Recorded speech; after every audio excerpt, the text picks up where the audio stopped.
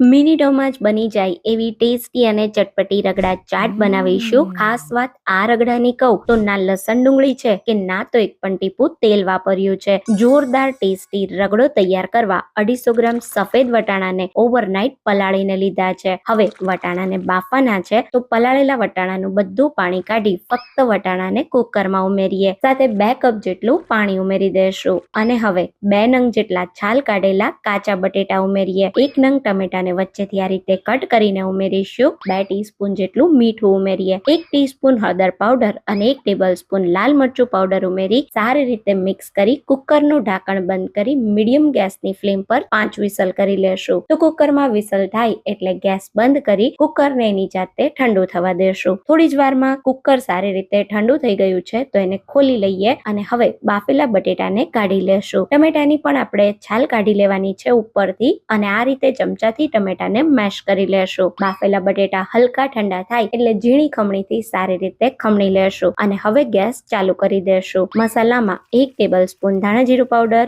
1 tablespoon ગરમ મસાલો, 1 tablespoon chaat મસાલો, 1 ટેબલસ્પૂન આમચૂર પાવડર અને 1/4 કપ જેટલી ખજૂર આંબલીની મીઠી ચટણી ઉમેરીશું। જો મીઠી ચટણી તૈયાર ન હોય તો થોડો આંબલીનો પલ્પ અને સાથે ટેસ્ટને બેલેન્સ કરવા થોડી ગોળ કે ખાંડ ઉમેરી શકાય। તો હવે બધી જ વસ્તુને સારી રીતે મિક્સ કરી તેમાં ગેસ પર રગડાને 5 મિનિટ માટે ઉકાળી લેશું। 5 મિનિટમાં રગડો ઉકળી આ રીતે સરસ ઘાટો અને એકરસ થઈ જશે। તો હવે ગેસ બંધ કરી ઉપરથી લીલા ધાણા સાથે સજાવી અને ગરમા ગરમ રગડાને સર્વિંગ પ્લેટમાં કાઢી લેશું। રગડાને સર્વ કરો ત્યારે ઉપરથી થોડા બારીક કાપેલા ટમેટા ઉમેરીએ, થોડી બારીક કાપેલી ડુંગળી ઉમેરીશું, થોડી ખજૂર આંબલીની ચટણી ઉમેરીએ અને થોડી આપણે ગ્રીન ચટણી ઉમેરીશું। સાથે થોડી બેસનની સેવ ઉમેરીએ અને લીલા ધાણા સ્પ્રિંકલ કરી તરત જ આ રગડા ચાટને સર્વ કરો। બધાને ભાવશે। આ 0 ઓઇલ રગડો એકવાર બનાવશો ને તો મારી ગેરંટી છે બજારનો ક્યારેય નહીં ખાવ અને રગડો હંમેશા આ જ રીતે તૈયાર કરશો।